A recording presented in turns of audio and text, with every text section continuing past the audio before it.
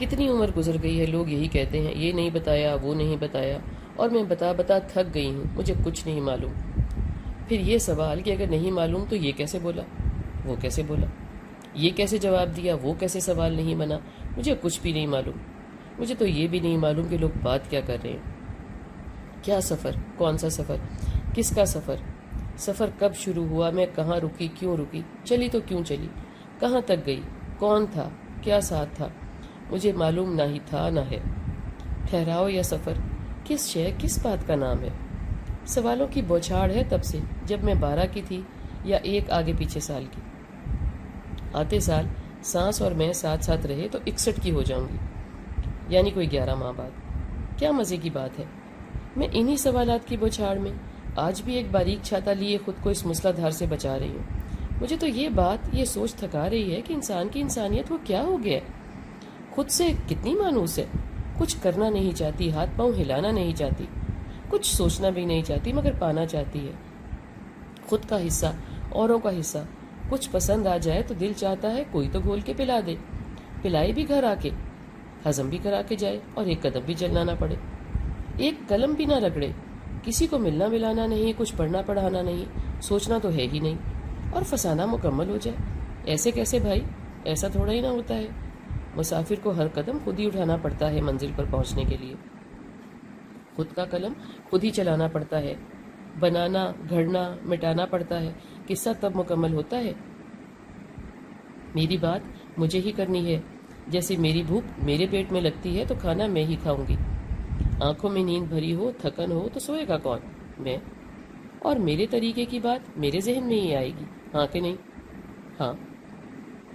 پرانی سی مثال ہے، ویسے مثالیں پرانی ہی ہیں جو سوچ وچار دیتی ہیں۔ میں کہتی ہوں کیا مزے کا کیک ہے، آج کل آم کا موسم ہے، آم کہہ لیتے ہیں، ایسے میٹھا ہے، ایسے نرم ہے، آنکھ بند کرو تو سوچ میں مزہ آ ہی جاتا ہے۔ کیا پیٹ بھرتا ہے؟ نہیں نا۔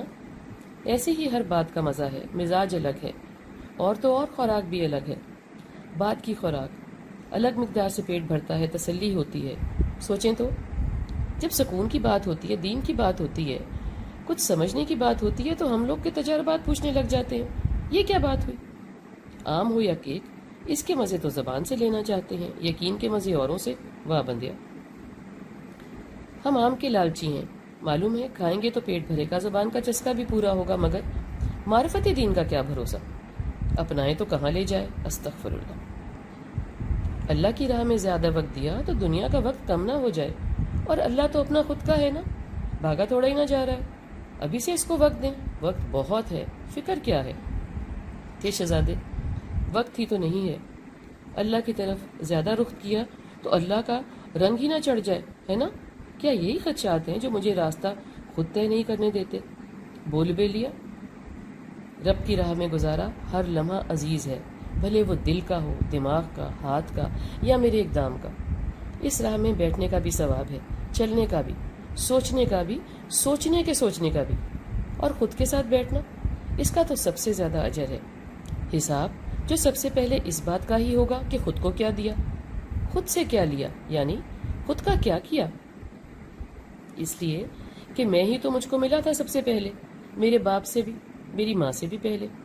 پھر پوچھا جائے گا کہ کسی کے ساتھ کیا کیا، کیا لیا دیا، تو اس سے معلوم پڑا کہ سب سے پہلے خود پہ ہی کام کرنا ہے۔ کیسے کرنا ہے، اس کا راستہ طریقہ خود ایجاد کرنا ہے، یا ڈھونڈنا ہوگا۔ نبیوں کا بتایا راستہ ہمارے اندر معلوم ہے، اس راستے پر چڑھ جاؤ تو جاتا ہے سیدھا جنت کی طرف۔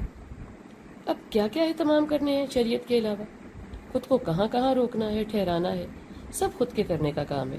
خود کے ساتھ بیٹھنا شریعت تو نہیں ہے، ہاں ایسا بیان تو نہیں ہوئی، مگر یہ کیے بغیر بندہ ایک چلتی پھرتی مشین ہے، یعنی جو سنا وہ کر تو دکھایا، ٹھہراؤ کیسے آیا، رکنا کیسے آئے گا، یہ کسی کتاب میں نہیں ملے گا، ملنا بھی نہیں چاہیے۔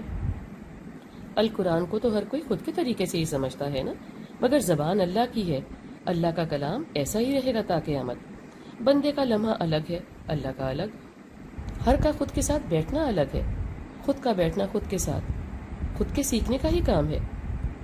کام کچھ ہے نہیں، ویسے کرنا کچھ بھی نہیں ہے، خود کی حرکات و سکنات پہ نظر خود ہی رکھنی ہے، باہر سے نہیں، اندر سے، خود کے اندر سے خود کے اندر پہ نظر۔ اتنا کام ہے، نہ ہینگ لگی نہ پھڑ کری، اور رنگ چوکا۔ اتنی سی بات کی بھلا کوئی کیا ٹریننگ لے اور کیا ہی دے۔ ایک خبر ہے، شاید نکتے کی بات ہو، تم سب کے ساتھ بیٹھے ہو، سب کوئی بات سن رہے ہوتے ہیں یا لکھ رہے ہوتے ہیں، سب ایک سا ملا جلا قریب قریب سا جواب دیتے ہیں، تو سب قریب قریب کا ہی گفتگو میں حصہ ڈالتے ہیں۔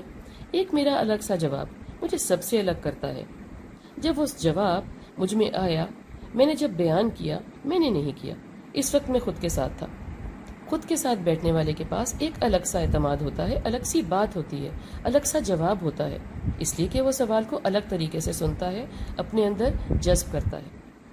جو اس کو سب سے الگ کرتا ہے، الگ تھلگ کرتا ہے، ایک اور پتے کی بات ہے، یعنی پتے کی دو باتیں ہو گئی۔